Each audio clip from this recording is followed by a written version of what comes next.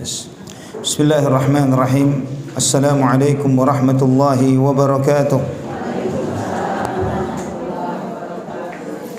Innal hamdalillah nahmaduhu wa nasta'inuhu wa nastaghfiruh wa na'udzu billahi min shururi anfusina wa sayyiati a'malina.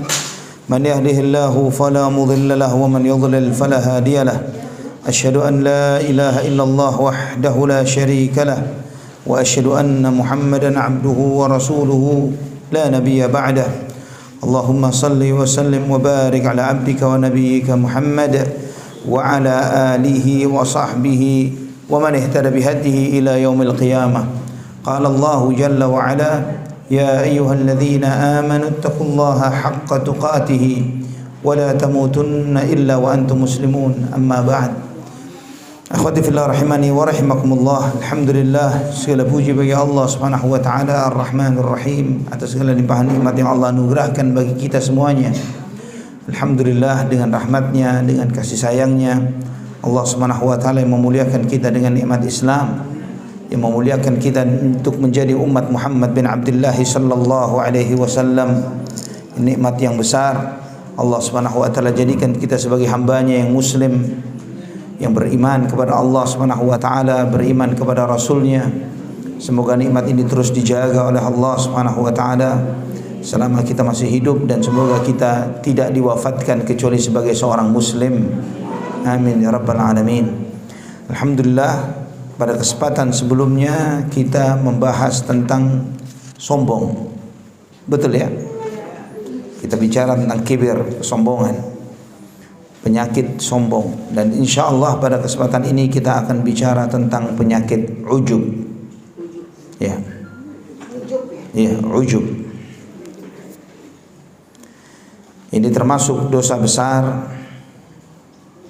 permasalahan yang sangat besar yang membinasakan banyak orang-orang besar. Jadi orang-orang ini seringkali mereka kalah karena dirinya sendiri. Karena ujub itu ada di dalam diri seseorang. Kalah karena dirinya sendiri, dan itu merusak amal. Para ulama menyebutkan ujub itu adalah orang merasa dirinya berhak untuk suatu kedudukan padahal dia tidak berhak. Ya, dia merasa berhak terhadap suatu kedudukan padahal dia tidak berhak. Itu ujub, merasa berhak terhadap suatu kedudukan namun dia tidak berhak pada hal itu. Nanti kita jelaskan apa maksudnya.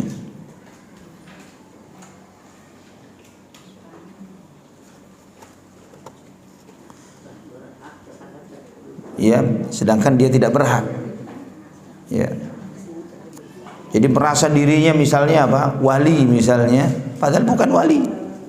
Merasa dirinya waliullah padahal bukan waliullah. Merasa dirinya bahwa dia ini orang saleh padahal bukan orang saleh. Ya, merasa dirinya seperti itu. Enggak perlu cerita ke orang, tapi merasa dirinya begitu. Ya, merasa dirinya begitu. Anak sudah masya Allah, anak udah begini, anak udah begitu. Ya, padahal dia tidak berhak untuk itu. Atau ujub itu juga merasa kagum dengan nikmat yang dimiliki namun lupa terhadap yang memberi nikmat. Ya.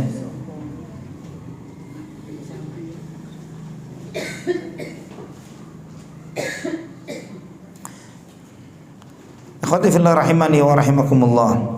Ujub ini banyak sekali membinasakan atau mengalahkan, menjadi sebab kekalahan seseorang adalah karena dia merasa dirinya besar, merasa dirinya hebat.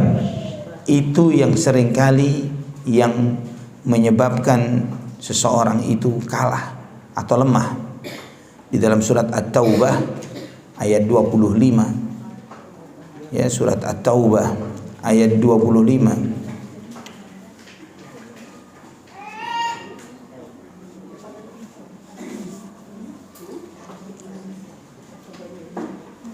Allah Subhanahu wa taala berfirman, laqad nasarakumullahu fi mawatin katsiratin wa yawma Hunainin idh a'jabatkum kathratukum falam tughni 'ankum syai'a. Ayat 25 dari surat At-Taubah. Falam tughni 'ankum syai'a wa dhaqat 'alaikumul ardu bima rahubat thumma wallaitum mudbirin. Dan sungguh Allah Subhanahu wa taala telah menolong kalian di banyak medan perang. Ya, surat At-Taubah ayat 25. Dan sungguh Allah telah menolong kalian di dalam banyak medan perang. Dan ingatlah kalian ketika peristiwa perang Hunain. Idza ajabatkum kathratukum, kalian ujub, kalian kagum terhadap jumlah kalian yang banyak. Falam tughni 'ankum syai'a, namun jumlah kalian yang banyak tidak bisa menolong kalian sedikit pun. Wa dhaqat 'alaikumul ardu bima rahubat, dan bumi sepertinya sempit bagi kalian. Thumma wallaitum mudbirin, kemudian kalian lari kocar-kacir ke belakang. Ini peristiwa Hunain. Perang Hunain ini ada yang tahu kapan kejadiannya? Peristiwa Hunain itu setelah Fathu Makkah. Ya, jadi setelah Makkah ditaklukkan oleh kaum muslimin. Jadi umat Islam ini jumlahnya sangat banyak jumlahnya. Dan mereka, artinya yang sebelumnya cuma dari kota Madinah, sahabat-sahabat Ansar, Muhajirin, ini sekarang ditambah lagi dengan orang-orang yang baru masuk Islam dari orang-orang Mekah, ya, dan juga orang-orang Taif juga merasakan hal yang sama. Mereka merasakan bahwa jumlah mereka sangat banyak. Bahkan sampai di antara mereka mengatakan lan nughlab min qillah, kita tidak akan kalah karena jumlah kita sangat besar, sangat banyak. Mereka kagum dengan jumlah yang besar itu tadi. Mereka kagum seperti kekaguman sebagian kaum muslimin sekarang ini dengan jumlah yang banyak. Kita kan banyak, umat Islam sekian puluh persen. Dulu berapa dulu? Ketika ibu-ibu masih kecil berapa persen? 95% katanya. Sekarang cuma 80-an sekian persen. Menurun luar biasa, ya. Nah, ini karena umat Islam cuman bangga dengan jumlah, tapi tidak memperhatikan bahwa jumlah yang banyak, kalau kualitasnya lemah, nggak ada nilainya. Banyak, tapi juga sebagian besarnya nggak sholat, sebagian besarnya nggak kenal Allah, nggak kenal Rasulullah SAW, nggak kenal dinul Islam dan lain sebagainya. Ya, nggak apa-apa namanya anak-anak, Bu. Ya, santai aja. Ya, ibu kira di majelis Nabi SAW nggak ada ibu-ibu bawa anak-anak. Ya, namanya anak-anak. Ya, ya, di majelis Rasulullah SAW juga ada ibu-ibu bawa anak-anak, tapi juga Nabi nggak pernah protes. Gitu. Jadi, ikhwati fillah rahimani wa rahimakumullah. Kemudian juga ketika mereka terlalu kagum dengan jumlahnya yang banyak, maka mereka masuk peperangan itu mengira mereka bakal menang. Ini pasukan luar biasa. Panglimanya, pemimpinnya adalah Nabi Muhammad sallallahu alaihi wasallam.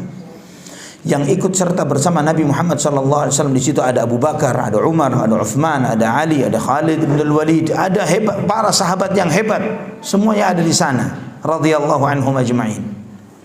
Namun ketika orang-orang terbaik sebagian besarnya merasa kagum dengan jumlah yang besar, waktu pertama kali di perang Hunain mereka kalah,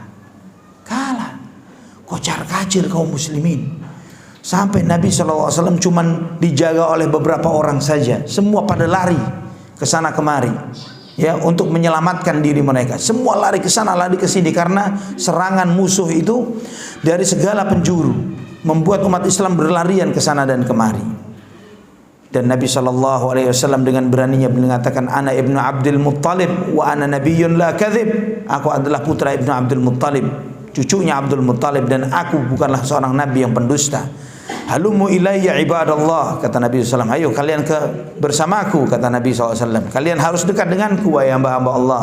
Maka Nabi SAW di situ di samping beliau ada Abbas paman beliau, ada Abu Bakar radhiyallahu anhuma dan para sahabat yang lainnya. Di sini diingatkan oleh Allah bahwa kalian bangga dengan jumlah yang banyak. Padahal tidak akan bisa nolong kalian jika Allah nggak nolong kalian. Ya, contohnya juga umat Islam di negeri ini. Contohnya umat Islam di negeri ini. Siapa calon pemimpin yang dicalonkan oleh umat Islam yang menang? Kalah terus. Tahun depan. Ya. Ya kan? Nah, ini kan jadi seringkali kita ini bangga, kita ini banyak dan lain sebagainya, terlalu bangga dengan jumlah. Dan Allah karena kagum dengan banyak, tidak tawakal kepada Allah Subhanahu wa taala, tidak bersandar kepada Allah Subhanahu wa taala. Allah tunjukkan banyaknya kalian enggak ada nilainya. Ya, mau sok pamer ketika demonstrasi sekian juta orang, mau begini begitu. Lah, enggak ada nilainya. Enggak ada nilainya. Enggak ada manfaatnya sama sekali. Terlihat ini jika pasukan yang pemimpinnya Nabi Muhammad sallallahu alaihi wasallam saja, karena sebagian pasukannya merasa bangga dengan jumlah yang banyak menyebabkan mereka kalah, apalagi yang pemimpinnya yang masih cuman sekedar ustadz, dai, habib dan yang semisalnya. Ya, apalagi seperti itu.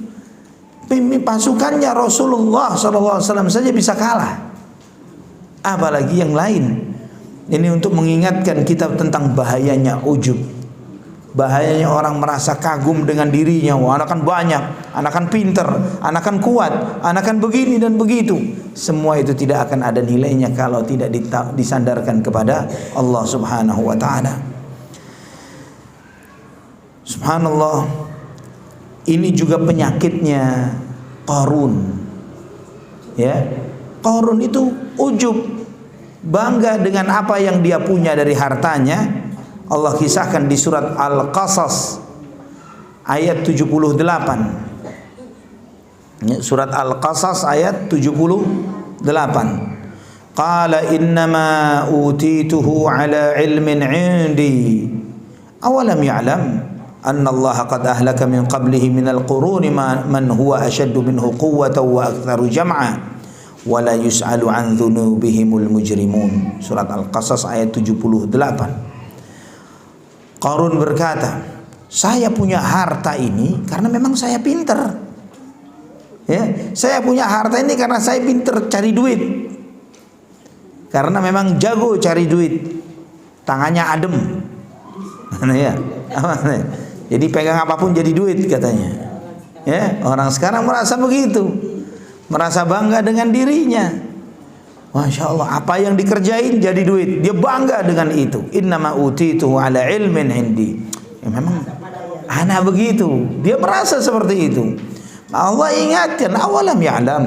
Apa Qarun gak sadar? Dan yang model-model Qarun gak sadar.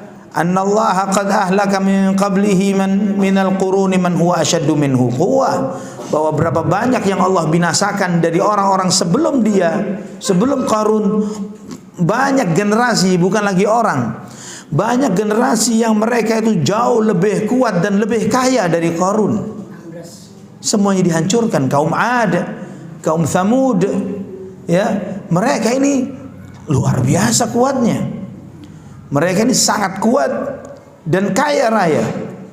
Tapi ketika mereka tidak beriman, dihancurkan oleh Allah Subhanahu wa taala. Wala yusalu an dzunubihimul mujrimun. Dan pelaku dosa itu sudah tidak lagi ditanya akan dosanya. Juga di surat Al-Kahfi, di dalam kisah-kisah di dalam surat Al-Kahfi, Allah Subhanahu wa taala menceritakan tentang pemilik kebun. Orang yang punya kebun, dan kebun itu dia dengan kebunnya dia bangga. Dia nggak beriman, tapi kebunnya luar biasa suburnya. Ketika panen jumlahnya lebih banyak, dia punya banyak karyawan. Dia merasa dirinya bahwa saya nggak beriman, tapi saya kok kaya raya juga kok. Ini milik saya, itu milik saya ini. Mana yang mukmin, fuqara, fakir. Dia merasa bangga. Di dalam surat Al-Kahfi ayat 34 dan 35, ya, ayat 34 dan 35. Wa kana lahu thamarun faqala li sahibihi wa huwa yuhawiruhu ana aktharu minka malan wa a'azzu nafara wa dakhala jannatahu wa huwa zalimun li nafsihi qala ma adhunnu an tabida hadhihi abada. Ya, dia punya, ketika dia lagi proses panen, dia berkata kepada temannya yang mukmin sambil mendebatnya, sambil mengajaknya dialog, ana aktsaru minka mala wa a'azzu nafara. Aku lebih banyak harta dari kamu. Aku lebih terhormat, lebih diseganin orang daripada kamu. Ini sombongnya orang sekarang, ya. Dia merasa dirinya lebih karena fulus. Ya, merasa dirinya lebih mulia, lebih terhormat karena punya harta. Dia merasa dirinya bahwa ana yang paling dihormati di komplek ini. Karena apa? Karena fulus ana. Karena dia orang yang paling kaya, yang paling ini dan sebagainya. Wa dakhala jannatahu wa huwa zalimun li nafsihi. Dan dia memasuki kebunnya sambil dia zalim terhadap dirinya sendiri. Dan dia mengatakan bahwa wa ma adhunnu an tabida hadhihi abada. Ana yakin bahwa kebun ini akan tetap ada selama-lamanya. Ini enggak bakal habis 7 turunan. Ya, bahasa orang sekarang begitu. Kayaknya enggak habis 7 turunan. Dia mati, ahli warisnya berebut, habis. Ahli warisnya belum mati, habis. Berapa banyak yang seperti itu? Ini yang sangat banyak yang sering kali kita saksikan. Banyak cerita bahkan dari generasi orang tua ana saja sering menceritakan keluarga si fulan ini kayanya 7 turunan, ini begitu, katanya 7 turunan gak habis. Subhanallah, anak-anaknya pada ngontrak, ya, harta warisannya habis, anak-anaknya di sono ngontrak sana, ngontrak sini. Subhanallah, ini dunia. Orang kalau ujub terhadap apa yang dia miliki, bangga dengan apa yang dia punya, bangga dengan ilmu kah, bangga dengan kejabatan kah, bangga dengan harta kah, ini orang bodoh, ya. Bangga dengan sesuatu yang tidak ada pada dirinya. Dia lupa bahwa apa yang ada di dirinya itu semua adalah karunia dari Allah Subhanahu wa taala. Allah yang memberinya harta, Allah dengan gampang merubah dari kayanya dia menjadi fakir dan miskin. Ya. Maka Allah tunjukkan dari kisahnya Ashabul Kahfi ini, ya, dari rentetan cerita itu di ayat yang ke-42, wa uhita bi thamarihi fa asbaha yuqallibu kaffaihi ala ma anfaqa fiha wa hiya khawiyatun ala urushiha wa yaqulu ya laitani lam usyrik bi rabbi ahada. Ya, maka dihancurkan oleh Allah kebunnya tersebut. Ya, dengan sebentar Allah dengan ngirim hama saja, hama habis. Ya, orang bangga dengan kekayaannya, dikasih kebakaran saja. Jangan kebakaran, dikasih COVID. Ya, berapa banyak perusahaan bangkrut karena COVID? Perusahaan-perusahaan besar, perusahaan yang nilainya sudah nggak karuan, angkanya sudah nolnya kebanyakan. Ya, tapi cuma dikasih virus yang nggak kelihatan mata, habis. Pada berguguran, pada berjatuhan. Kalau Allah mau sebentar membuat miskin suatu negara, membuat kaya suatu negara, sangat mudah bagi Allah Subhanahu wa taala. Kena wabah saja sebentar, kena hama, gagal panen, bisa kelaparan senegeri ini. Ya, beras, padi gagal panen. Tiba-tiba beras harganya sekilo jadi 100.000. Gimana coba kira-kira? Hah? Masih makan beras, Bu? Ya, makan singkong lagi.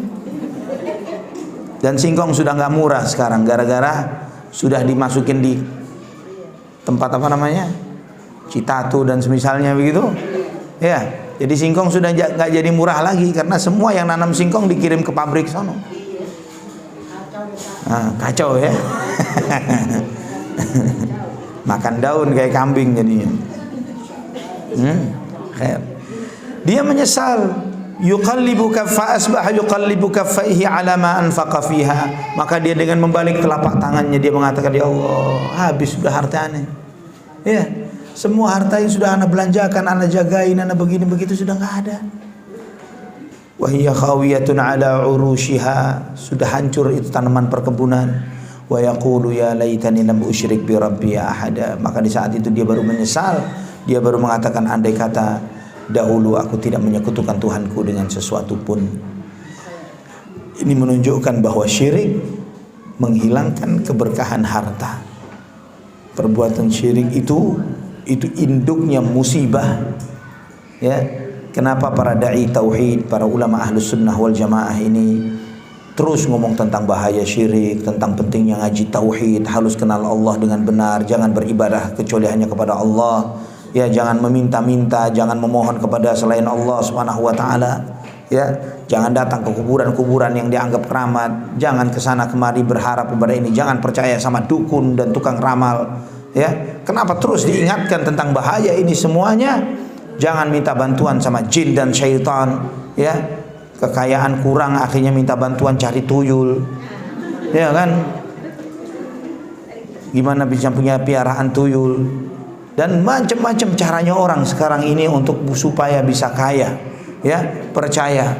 Ya, beli jimat kekayaan. Ya, biar bisa kaya, katanya ditaruh di tokonya, ditaruh di rumahnya, ditaruh di gentong masakan, ya, dan lain sebagainya. Ini masih banyak di masyarakat kita, dan ini syirik. Kalaupun dia dapat manfaat dari syirik itu, ternyata sampai Anda pernah lihat konten salah seorang yang biasa mengangkat tentang tema-tema seperti ini. Waktu ada pedagang masakan, ya, itu di panci masakannya ditaruhin celana dalam. Ya. Katanya supaya laris, katanya. Ya, katanya supaya laris. A'udzubillah. Hah? Ini kok la haula wala quwata illa billah. Ini na'udzubillah. Jadi kesyirikan ini masih banyak di masyarakat kita. Syirik itu mereka lakukan untuk mendapatkan, katanya dapat dunia yang lebih, yang banyak. Kalau mereka melakukan itu mungkin mereka dapat manfaat, dagangannya laris, mungkin. Tapi bukan itu menjadi boleh. Itu tetap haram dan syirik. Dia jual akhiratnya untuk dunia. Ya, dia gadaikan akhiratnya. Lain asyrakta la yahbatanna amaluk. Kalau kamu berbuat syirik, semua amalmu sia-sia. Sia-sia. Mau dia sholat sehari 100 rakaat, mau tiap hari dia puasa sunnah atau puasa Daud, mau tiap malam dia sholat malam, mau dia sedekahnya ratusan juta, mau haji tiap tahun, umrah tiap bulan. Kalau misalnya dia berbuat syirik, la in asyrakta la yahbatanna amaluk. Semua amal yang gak ada nilainya, sia-sia. Sia-sia. Wala takunanna minal khasirin, dan pasti rugi. Pasti rugi. Jadi jangan main-main dengan perbuatan syirik. Ya, itu induknya musibah, induknya malapetaka. Dalam Sahih Bukhari dan Muslim dari Abu Hurairah radhiyallahu an, Nabi sallallahu alaihi wasallam menyampaikan, beliau bersabda, "Bainama rajulun yamshi fi hullatin tu'jibuhu nafsuhu murajjilun jummatahu idh khasafa Allahu bihi wa huwa yatajaljalu ila yaumil qiyamah." Ada seseorang, kata Nabi sallallahu alaihi wasallam, dia bangga, dia berjalan dengan pakaiannya yang bagus, dengan rambutnya yang tersisir rapi. Kemudian oleh Allah tenggelamkan dia di bumi, dibuat tanah longsor. Ya, ketika dia sombong jangan jalan seperti itu, dibuat tanah longsor, tenggelam dia di bumi, dan dia terus tenggelam di bumi itu sampai kiamat. Ya, wal iyadzu billah.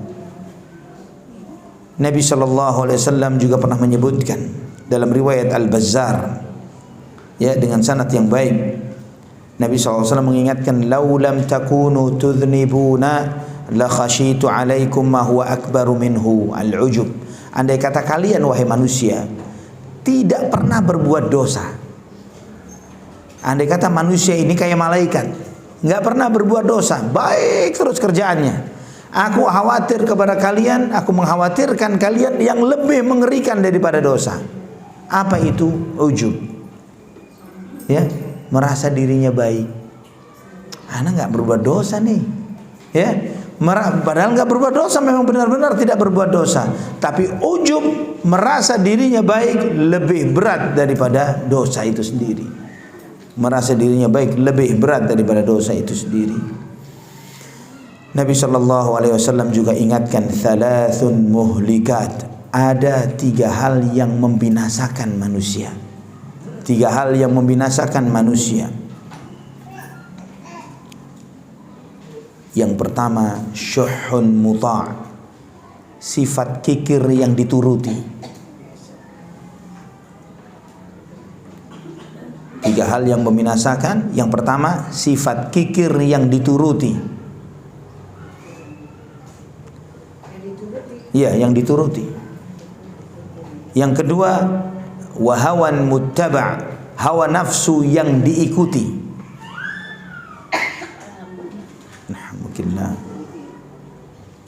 Hawa nafsu yang diikuti. Kemudian yang ketiga, wa i'jabul mar'i bi nafsihi. Yang ketiga adalah orang yang kagum terhadap dirinya sendiri. Orang yang kagum terhadap dirinya sendiri. Ya, yang kedua hawa nafsu yang diikuti. Yang ketiga adalah orang yang kagum terhadap dirinya sendiri. Subhanallah, kita lihat bahwa 3 hal ini membinasakan manusia. Yang pertama, syuhun muta', kikir yang dituruti.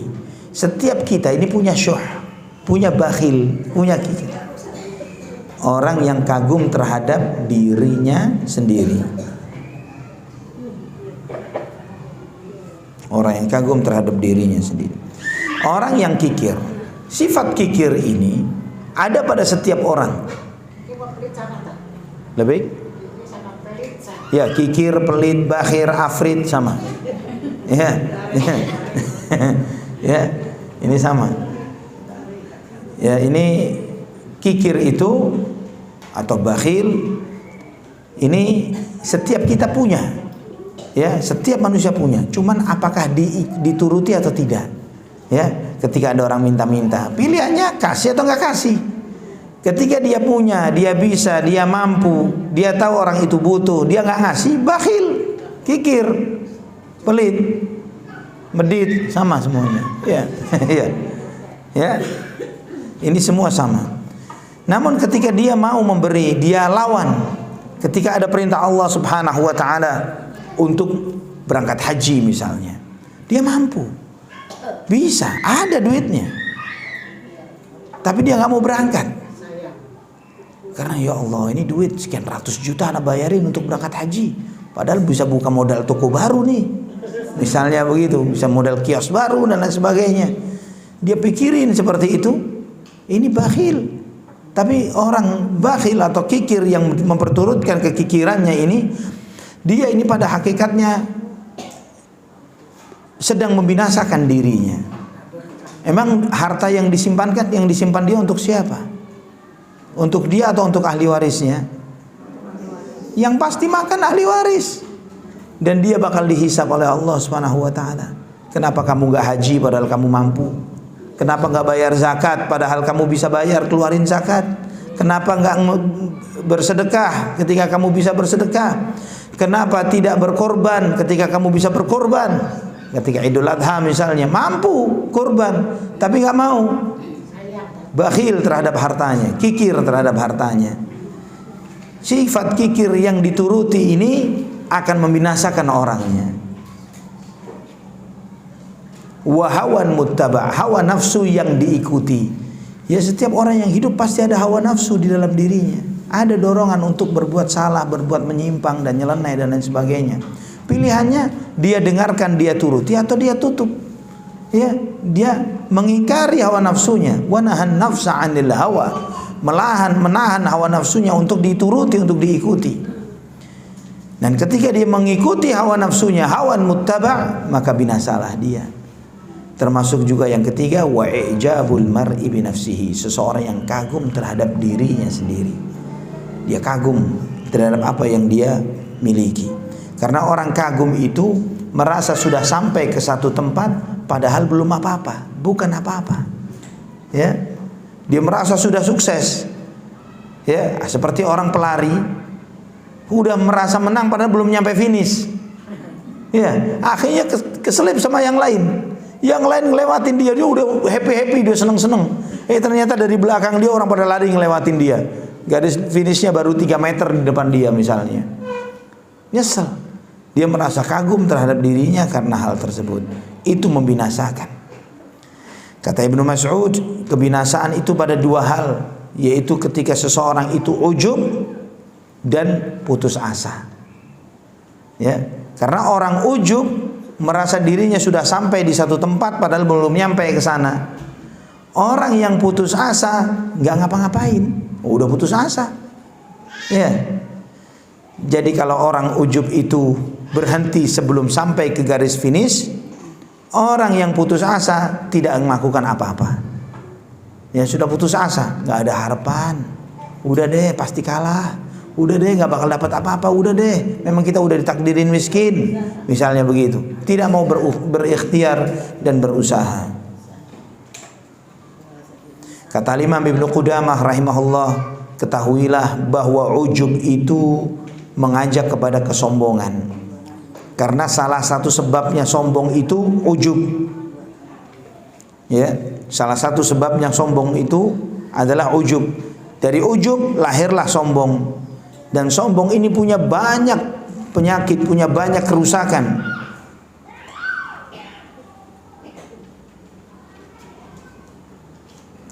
Ya, itu kalau ujub kepada sesama makhluk. Bagaimana orang yang ujub kepada Al-Khaliq, kepada Allah Subhanahu wa taala? Dia ujub terhadap, dia merasa kagum dengan ibadahnya. Alhamdulillah, ana ini Senin Kamis enggak putus. Ana begini, ana begitu. Ya, seakan-akan dia sedang bangga di depan Allah. Ya Allah, beruntung engkau ya Allah. Ana salat, ana puasa, ana begini. Ya, orang ujub seakan-akan begitu. Ya, dia bangga dengan ibadahnya, dia seakan dia merasa bahwa Allah diuntungkan dengan ibadahnya. Dia lupa bahwa dia bisa sholat siapa yang memberi kekuasaan, kemampuan, waktu, taufik, hidayah sehingga dia bisa mengamalkan ibadah. Allah. Kalau Allah tidak menghendaki, sholat nggak bisa kita. Kalau Allah tidak menghendaki, tidak akan zikir pun nggak bisa.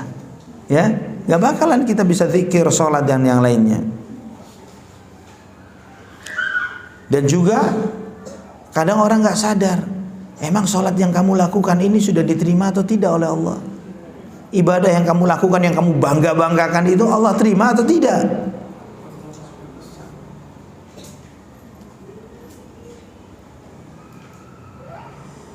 Dan sombong atau ujub itu kadang karena merasa dirinya cukup berilmu atau banyak amalnya.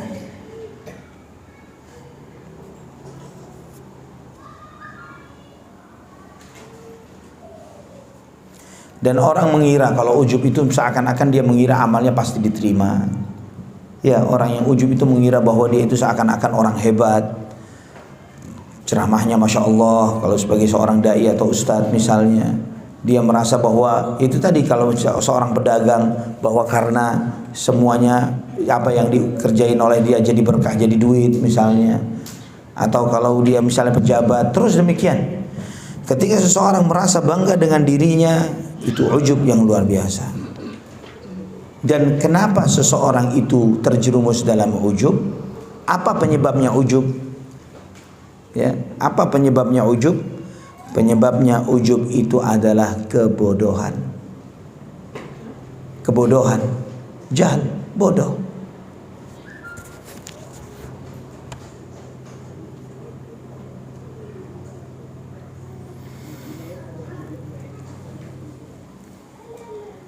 Nah, kalau kita tahu sebabnya ujub itu bodoh, maka obatnya ya lawannya.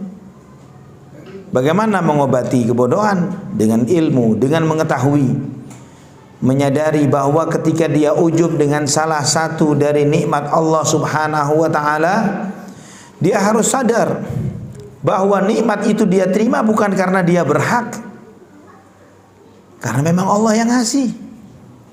Ya. Bukan karena memang anak yang pantas, bukan ente, misalnya begitu. Bukan begitu. Ya, karena memang Allah yang ngasih.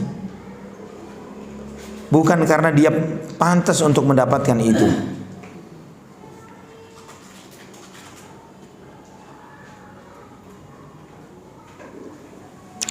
Dan juga ikhwatal iman rahimani wa rahimakumullah, seharusnya ketimbang dia ujub dengan apa yang yang Allah berikan kepadanya berupa kekayaan, harta dan lain sebagainya, yang dia merasa bangga dengan itu semuanya, ketimbang dia merasa bangga dengan itu, harusnya dia merasa kagum dengan besarnya nikmat Allah ke dirinya, supaya dia bersyukur. Alhamdulillah ya Allah, ana ini enggak pantas untuk dapat ini, tapi Engkau yang Maha Rahman dan Rahim. Engkau memberikan nikmat ini kepada aku. Aku tidak pantas dengan ini. Engkau yang Maha Pengasih dan Penyayang. Terus seperti itu. Mensyukuri setiap nikmat yang Allah Subhanahu wa taala berikan kepadanya. Maka ketika dia bersyukur dengan nikmat Allah Subhanahu wa taala, caranya bersyukur ya beramal. Kan begitu kan ya? Bagaimana kita mensyukuri nikmat Allah? Memanfaatkan nikmat itu di jalan yang Allah taati, ya, beramal dengan nikmat yang Allah berikan kepada kita. Itu caranya bersyukur. Nah, kalau dia beramal sebagai konsekuensi nikmat, dia beramal, dia akan melihat, ya Allah, amalku sebesar apapun tidak akan bisa dibandingkan dengan besarnya nikmat-Mu kepadaku. Kan begitu. Ketika kita melihat mau beramal seperti apa kita supaya dapat tambahan nikmat dari Allah, tetap nikmatnya Allah jauh lebih nggak bisa keukur, tidak akan bisa diukur dengan jika dibandingkan lagi dengan nikmat yang Allah berikan kepada kita. Jangan semuanya, 10%-nya saja, 1/10-nya saja kita nggak bakalan bisa mensyukuri 1/10 saja dari nikmat Allah Subhanahu wa taala. Apalagi 100%. Apalagi kita bisa ibadah itu juga karena nikmat Allah. Ya, kita bisa zikir karena nikmat Allah. Kita bisa melaksanakan semuanya adalah karena nikmat Allah. Kita hadir di tempat ini nikmat Allah. Ya, Allah yang memberi kesehatan, yang memberi kesempatan waktu, yang memberi segalanya. Allah Subhanahu wa taala. Nah, ketika dia menyadari itu, maka dia akan semakin sadar tidak pantas dia untuk ujub. Apa yang mau disombongin? Apa yang mau dibanggakan dari diri ini di hadapan Allah Subhanahu wa taala? Itu jika asumsinya semua ibadahnya keterima. Apalagi dia sadar bahwa tidak semua ibadahnya diterima oleh Allah Subhanahu wa taala. Jangankan tidak semua. Siapa yang di antara kita yang tahu ada di antara salat yang sudah kita lakukan diterima oleh Allah? Enggak ada. Tidak ada yang tahu. Tidak ada yang tahu ibadah itu dilakukan itu diterima atau tidak oleh Allah Subhanahu wa taala. Bukan karena kita tidak yakin bahwa Allah maha menerima amal ibadah hambanya dan membalas dengan yang lebih baik, tapi karena kita sadar ibadah yang kita lakukan belum seberapa. Ya, belum seberapa. Salat kita banyak enggak khusyuknya. Salat kita pengen cepat-cepat salam. Dan begitu kan? Begitu terus ibadah kita. Kalau kita sedekah ya kita cari yang recehan, ya nggak bakalan cari yang merah, yang nolnya banyak, nggak bakalan gitu kan. Ya itu jarang-jarang, itu mungkin setahun sekali.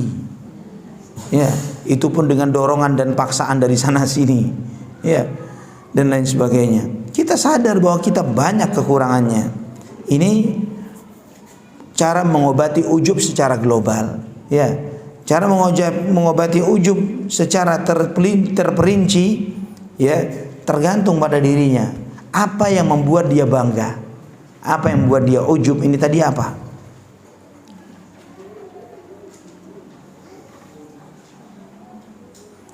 Kalau misalnya dia bangga, dia ujub karena dia ganteng misalnya, atau cantik misalnya, dia bangga dengan Masya Allah anak begini, atau seorang perempuan merasa cantiknya dalam, dia bangga dengan itu. Coba lihat dirinya kan gudang kotoran. Ya, setiap manusia ini kemana-mana bawa kotoran dari ujung rambut sampai ujung kaki. Rambutnya ada kotoran, mata ada kotoran, telinga ada kotoran, hidung, mulut, kulit, isi perutnya, semua kotoran. Siapa yang mau dibanggakan? Ya, orang secantik-cantiknya begitu. Ya, misalnya diambil sedikit, ada seruas sedikit aja, dirobek sedikitin kulit mukanya nih. Udah jelek. Gitu ya, diambil sedikit aja udah ada boroknya mukanya begitu. Udah jelek. Oh cantiknya kayak apa? Ya, ada bisul gitu ya. Tiba-tiba ada bisul gitu di bawah di pipinya gitu gede nonjol gitu kan. Udah kelihatan, udah nggak kelihatan cantik sama sekali. Mau cantiknya kayak seperti apa? Ini manusia. Apa yang mau disombongkan? Apa yang mau dibanggakan? Kalau itu adalah ketika dia merasa dirinya bangga karena ketampanan atau kecantikannya. Belum lagi kalau dia mikirin ini sekarang, ngomong sekarang, ngomong nanti. Kalau sudah pulang ke kuburan, jadi apa coba? Karena ganteng terus kemudian gak dikubur-kubur. Ya, anda cantik, cantik nih, jangan dikubur cepet-cepet nih, sayang. Sekampung bakal perintahin keluarganya, cepet kuburin, baunya udah kemana-mana.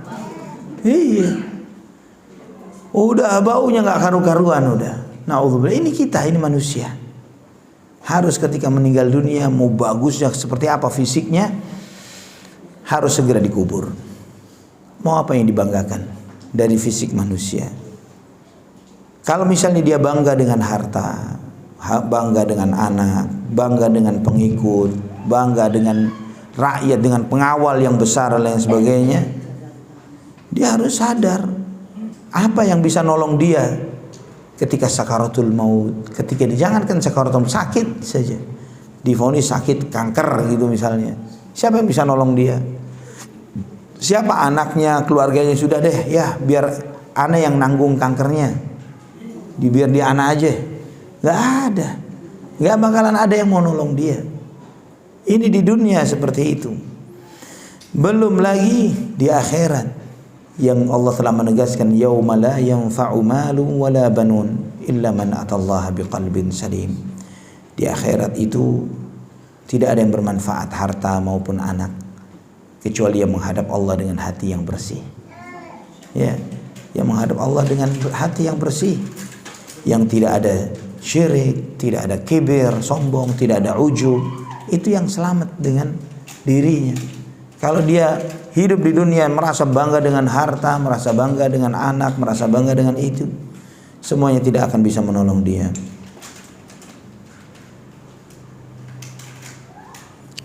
Pernah sekali waktu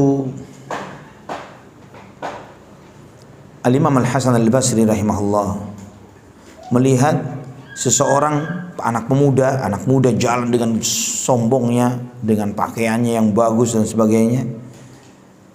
Kemudian dipanggil, dan Imam Hasan Al-Basri mengatakan kepada pemuda ini, Ibna Adam mu'jibun bisyababihi muhibbun li syama'ilihi ka'anna al-qabra qad wara badanak wa ka'annaka qad laqaita amalak wayhak dawi qalbak fa inna muradallahi minal ibadi salaha qulubihim. Dipanggil, wahai anak Adam, wahai fulan yang sedang bangga dengan kepemudaannya, dengan sifat mudanya, yang merasa suka dengan apa yang ada pada dirinya, seakan-akan kamu ini sudah mati dan sudah dapat pahala dari amal perbuatanmu. Ya, kalau orang sudah masuk surga, syukur dan bangga dengan itu layak. Alhamdulillah sudah masuk surga. Ya, tapi di dunia nih, apa yang mau dibanggain? Ya, di dunia baiknya bakal dihisab, buruknya diazab. Ya, kalau amal baik bakal dihisab, amal buruk maksiat dosa diazab oleh Allah Subhanahu wa taala. Apa yang mau dibanggakan? Maka diingatkan oleh Imam Hasan Al-Basri, seakan-akan kamu ini sudah mati, seakan-akan kamu ini sudah dapat pahala dari semua yang telah kamu perbuat di dunia. Kemudian diingatkan, wayhak, bodoh kamu ini, dawi qalbak, obati hatimu, kata beliau. Fa inna muradallahi minal ibadi salaha qulubihim. Fa inna muradallahi minal ibadi salahu qulubihim. Karena apa yang Allah inginkan dari makhluk, dari manusia ini adalah hati yang baik. Allah menginginkan hati yang baik. Kata Masruq, Al-Imam Masruq rahimahullah, kafa bil mar'i ilman an yakhshallaha wa kafa bil mar'i jahlan an yu'jiba bi ilmih. Cukuplah orang itu berilmu ketika dia takut kepada Allah, dan cukuplah orang itu dikatakan bodoh kalau dia merasa kagum dengan ilmunya. Orang berilmu itu semakin takut kepada Allah. Orang bodoh merasa kagum dengan ilmunya. Wah, anak paling masya Allah nih, anak paling pinter, anak begini dan begitu dan lain sebagainya. Orang yang merasa kagum dengan apa yang dia miliki dengan ilmunya malah orang bodoh. Namun orang yang berilmu, yang sebenarnya berilmu adalah orang yang takut kepada Allah Subhanahu wa taala. Imam Hasan Al-Basri juga pernah ditanya, man syarrun nas, siapakah orang yang paling buruk? Kemudian Imam Hasan Al-Basri mengatakan, man yara annahu afdaluhum, orang yang menganggap dia orang yang paling baik. Orang yang paling buruk adalah orang yang menganggap dirinya adalah yang paling baik. Itu yang paling buruk.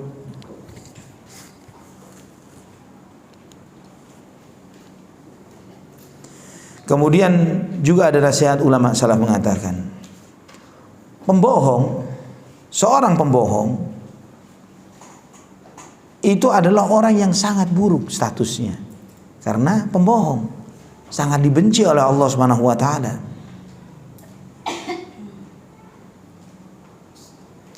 Namun orang yang riya di dalam beramal itu lebih buruk daripada pembohong. Iya, pembohong itu sudah sangat buruk. Orang yang riya, yang pamer dengan amalnya, lebih buruk statusnya daripada pembohong, lebih jelek daripada pembohong. Kenapa dia lebih jelek daripada pembohong? Li'annahu yakdzibu bi fi'lihi wa qawlihi. Karena dia berbohong dengan ucapan dan perbuatannya. Dia berbohong dengan ucapan dan perbuatannya. Itu orang yang riya. Ya kan? Dia berbuat, dia sholat, dia puasa, dia melakukan ibadah, tapi untuk bohongin orang. Ya, bukan karena Allah, untuk orang. Dia berbohong dengan amalnya.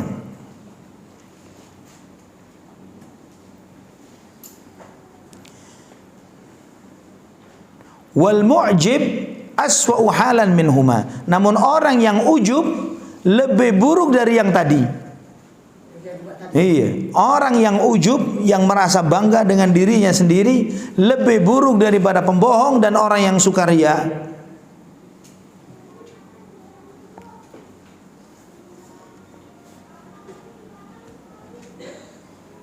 Kenapa orang pembohong dan orang yang riya lebih baik daripada orang yang ujub?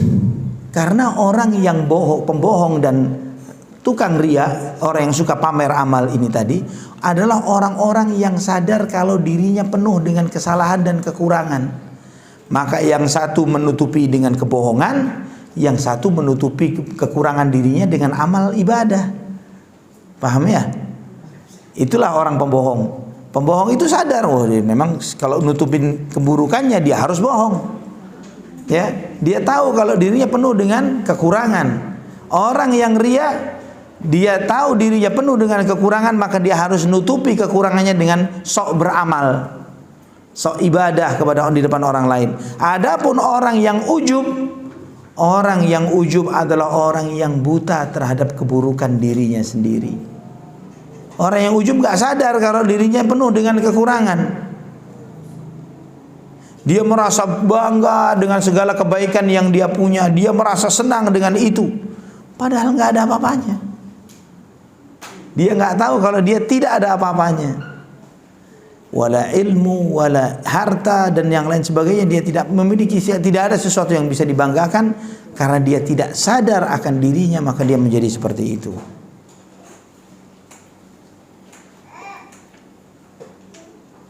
Maka iblis itu bakal senang dengan yang seperti ini.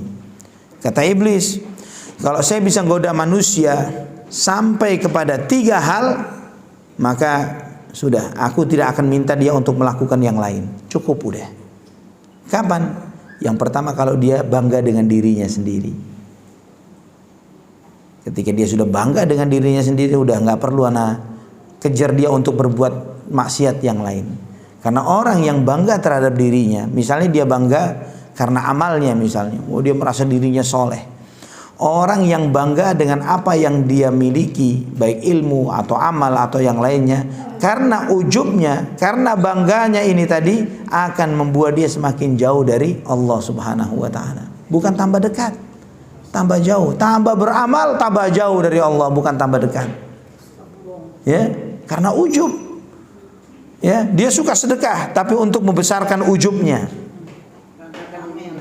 Ya, untuk membesarkan ujubnya supaya dia tetap menjadi orang yang paling dikenal, paling dermawan di komplek ini misalnya. Ya. Yang pertama adalah orang yang ujub. Yang kedua adalah orang yang merasa amalnya banyak. Kata iblis, kalau dia bisa membuat seseorang itu ujub terhadap dirinya, bangga terhadap dirinya, itu yang pertama. Kemudian merasa amalnya sudah banyak. Maksudnya merasa amalnya sudah banyak, ya nyantai-nyantai. Dia merasa bahwa ibadah anak luar biasa, kalau anak mati insya Allah surga. Ya, udah merasa bangga dengan merasa banyak amalnya. Dan yang ketiga adalah, kata iblis, saya akan menggoda dia untuk agar dia melupakan dosa-dosanya. Ya, melupakan dosa-dosanya.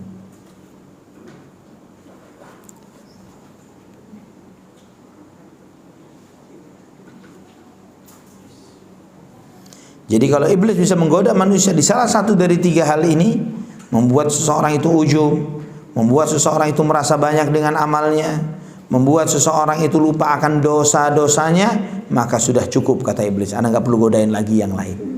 Ya, udah, biarin dia seperti itu, tetap nanti ujung-ujungnya masuk neraka. Ujung-ujungnya masuk neraka.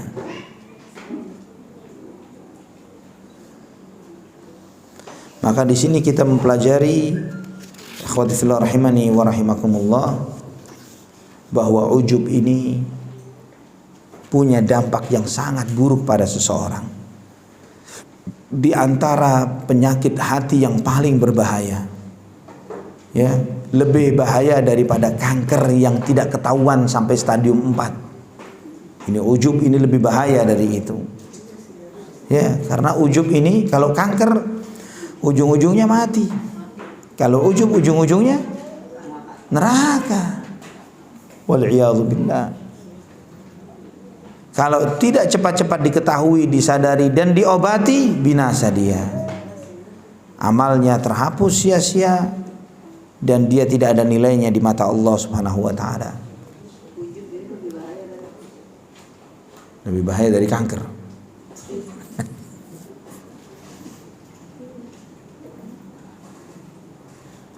Nah, ini akhwati fillah, nanti insyaallah pertemuan akan datang kita membahas tentang taubat. Taubat. Ya, cara taubat, gimana cara taubat. Ya, itu materi bulan depan ya. Jadi Bu Noni supaya dicatat Bu, supaya nggak nanya lagi temanya apa nih. Ya. Temanya apa? Taubat.